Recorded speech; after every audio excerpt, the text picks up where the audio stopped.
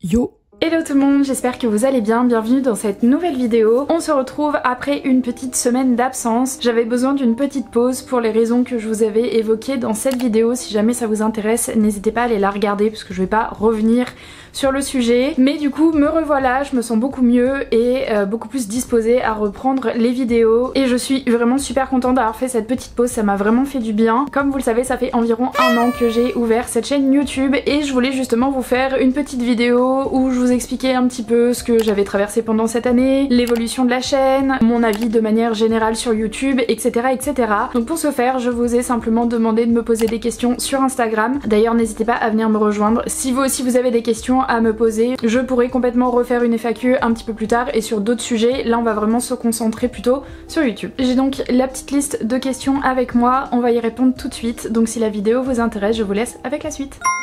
Une des premières questions qu'on m'a posées, c'est tout simplement pourquoi je me suis lancée sur YouTube. Et je vous avoue que j'ai pas forcément de réponse très définie là-dessus. En fait, ça faisait déjà quelques années que j'y pensais, mais je pense que la vie a fait que j'ai été sur d'autres projets et que du coup, je me suis simplement pas lancée à ce moment-là. Puis l'année dernière, je me suis retrouvée dans une espèce de période où j'étais un peu en transition, où j'avais un petit peu plus de temps aussi. Et du coup, je pense que simplement c'est venu un peu comme ça et je me suis dit pourquoi pas. Honnêtement, je suis passionnée par la mode, j'adore pouvoir partager sur ce sujet et de manière générale aussi, comme vous avez pu le voir sur la chaîne, je fais des choses quand même assez différentes. J'aime partager des petits tips, de la décoration, un peu aussi de beauté, etc.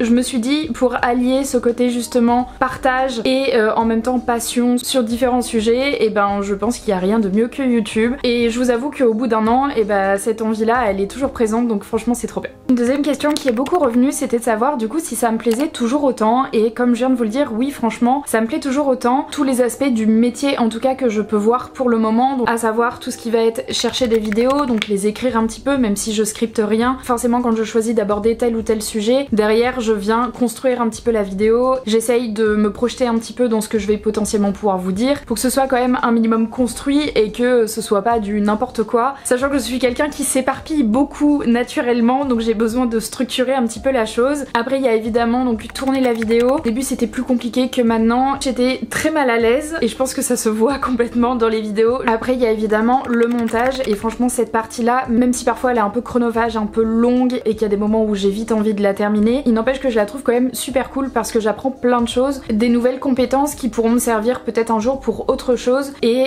ça fait vraiment aussi partie de ma personnalité de vouloir tout le temps apprendre des nouvelles choses et je pense que c'est pour ça aussi que je m'éparpille beaucoup. Donc voilà, encore une fois tous les aspects de ce métier là me plaisent énormément et évidemment me donnent envie aussi de continuer. La troisième question que j'ai eue et qui est une question d'une amie, de base c'était censé être des questions anonymes mais elle a signé donc du coup j'ai vu que c'était elle et ça m'a fait vraiment trop plaisir. Elle me demande du coup si je préfère le tournage, écrire le script ou le montage.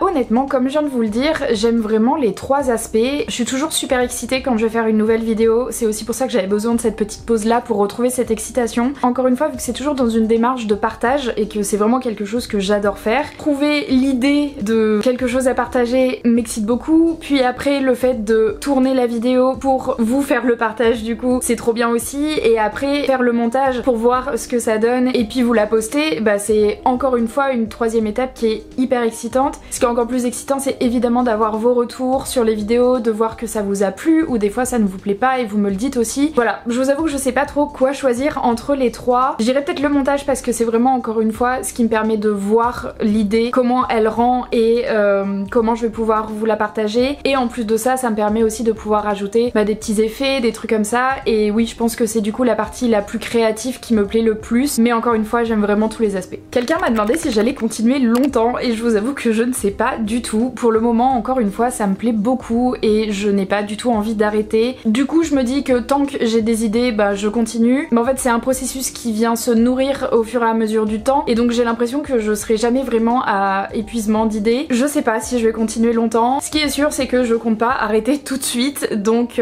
voilà, j'ai pas vraiment de réponse à vous apporter. On verra ce que la vie me donnera comme opportunité et on verra aussi moi si j'ai envie tout simplement. Voilà. Il y a une autre question qui est beaucoup revenue, c'était de savoir si j'étais rémunérée. La réponse est simplement non, je ne suis pas rémunérée pour ce que je fais. Ça s'explique par plusieurs facteurs. Déjà premièrement, dans les règles actuelles, pour avoir une première rémunération, il faut avoir au minimum 500 abonnés. Ça vous permet de débloquer le premier palier qui fait que vous pouvez être rémunéré. Mais il y a évidemment d'autres facteurs qui rentrent en compte. C'est pas parce que vous avez 500 abonnés que vous allez être rémunéré forcément. En tout cas, moi c'est pas du tout mon cas. Il faut évidemment avoir fait aussi un minimum de vues. Je ne sais pas du tout combien de vues il faut puisque il n'y a pas vraiment de science exacte à ce niveau-là. Moi j'ai essayé de voir un petit peu en fonction de d'autres youtubeurs qui peuvent parler un petit peu librement de ça, mais honnêtement je trouve que les informations restent quand même assez vagues. Le deuxième step pour pouvoir être rémunéré, c'est atteindre les 1000 abonnés. Vous avez la possibilité d'être rémunéré par les publicités qu'il y a sur vos vidéos, mais là c'est pareil, je sais pas exactement comment ça fonctionne. Dans l'hypothèse où demain j'ai mes 1000 abonnés par rapport à d'autres youtubeurs qui ont des millions d'abonnés, évidemment je pèse beaucoup moins dans la balance et du coup ma chaîne YouTube est beaucoup moins une vitrine publicitaire que Squeezie par exemple qui a quasiment 20 millions d'abonnés. Donc je suppose que ça va être un peu pareil que pour les 500 abonnés. Oui, la rémunération sur les pubs va être ouverte, mais ça ne veut pas dire pour autant que je vais recevoir de l'argent, ou alors ça va peut-être se compter en centimes, je sais pas du tout honnêtement. Et je trouve qu'encore une fois les règles sont quand même assez floues. Voilà, je ne sais pas quand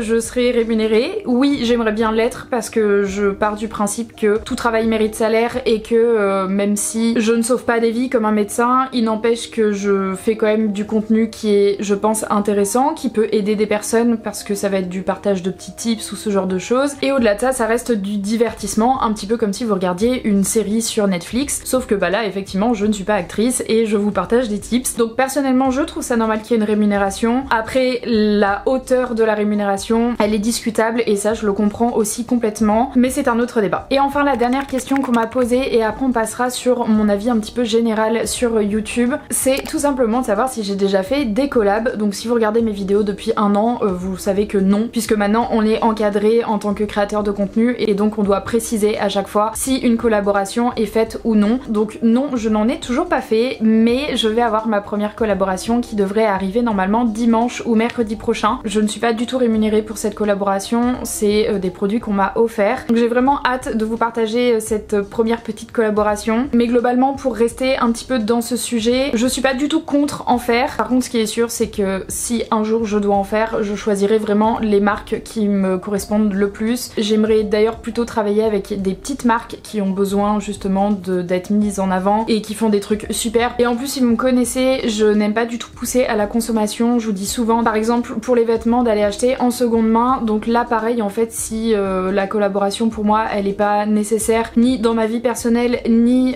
en réel rapport avec ce que je vous partage de manière générale, et ben tout simplement je n'accepterai pas. Mais vu que pour le moment personne ne m'a demandé, et ben la question ne se pose pas. On a donc terminé avec les questions. Maintenant je voulais un petit peu aborder moi mon ressenti par rapport à YouTube de manière générale. Si je dois vous faire un espèce de bilan après ces un an, moi ce que je sais c'est que ça m'a beaucoup aidé sur ma façon de me voir, et ça je vous en avais déjà parlé il me semble dans une vidéo précédente, je sais plus laquelle. J'ai une vision de moi-même qui a été vraiment améliorée. Je me suis vraiment rendu compte que bah je m'aimais de plus en plus et ça c'est vraiment cool. L'aspect on va dire un petit peu plus négatif, c'est que bah, forcément quand on se lance sur YouTube, si on veut avoir un minimum de résultats entre guillemets, et donc là je vais parler plutôt chiffres, il faut évidemment être très régulier, il faut aborder des sujets qui sont un peu trendy etc. Moi je vous avoue que c'est pas trop ma façon de faire, j'ai plus envie d'aborder des sujets qui me font avant tout plaisir. Par contre ce qui est sûr c'est qu'effectivement quand il y a des vidéos que j'aborde, et peut-être notamment celle-ci, qui sont du coup sur des sujets un petit peu plus vastes et qui intéressent peut-être un petit peu moins de monde, bah ça c'est sûr que les résultats sont moins bons. Mais c'est pas grave, ça fait partie du jeu aussi, et je pense que rien n'est vraiment linéaire. Si vous êtes dans une quête de grossir hyper rapidement etc,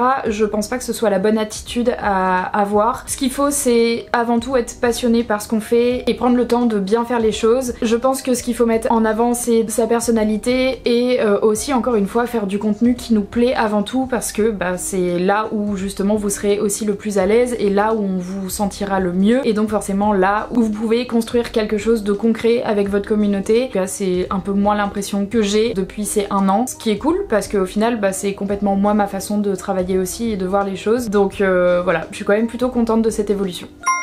J'ai terminé avec cette vidéo, mais avant de vous dire mon petit blabla habituel, je voulais surtout vous remercier toutes les personnes qui sont là depuis le début. Ça fait 1 an que je suis donc sur YouTube, j'ai donc 650 abonnés si je vous dis pas de bêtises. Évidemment je n'ai pas forcément des milliers de vues sur toutes mes vidéos, mais en tout cas les personnes qui les regardent, je sais que c'est des personnes qui accordent vraiment de l'importance à regarder mes vidéos et ça c'est vraiment quelque chose qui me fait extrêmement plaisir, donc encore une fois merci à vous. Si cette vidéo vous a plu, je vous invite donc à la liker, à vous abonner et à activer la petite cloche pour n'en louper aucune autre. Nous on se retrouve dimanche prochain pour une nouvelle vidéo. D'ici là je vous souhaite une très bonne fin de semaine et je vous dis à dimanche. Ciao!